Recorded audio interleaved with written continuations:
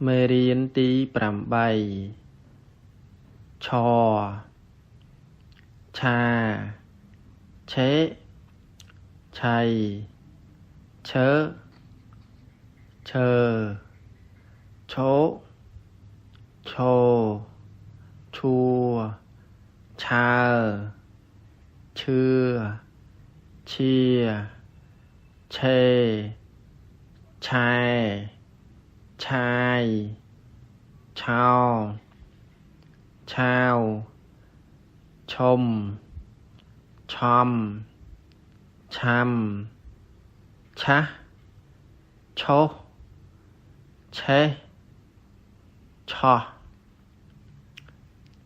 Cha Chay Chao Chế Chà chao Khó chào cài chê Chài chấm chê cha Cha Sao? Chay Dùng, ăn. Chao Sống, chưa chín. Chế Cháy. Chà chao Quấy rối, làm phiền. Khó chào cài chê Quần chao ke cháy. Chài chấm chê cha Chị Chăm biết sao?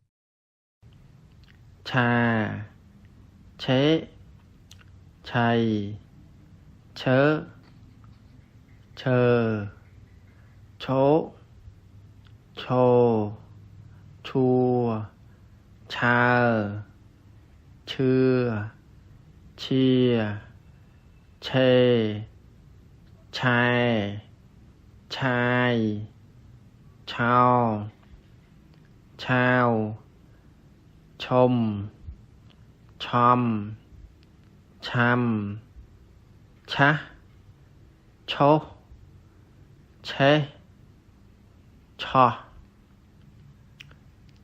Cha Sao? Chay Dùng, ăn.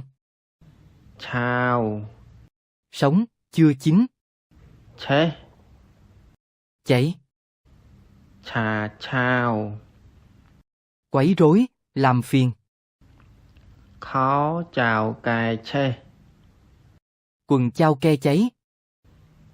Chài chấm chê cha Chị Chăm biết sao?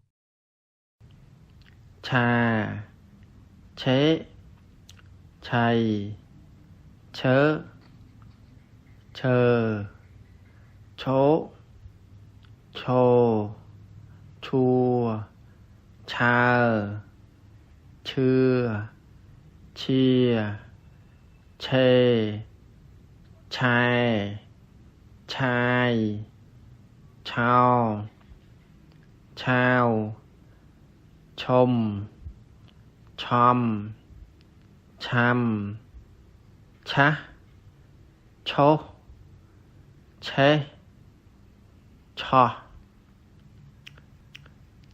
Cha Sao? Chay Dùng, ăn. Chao Sống, chưa chín. Chế Cháy. Chà chao Quấy rối, làm phiền. Khó chào cài chê Quần chao ke cháy.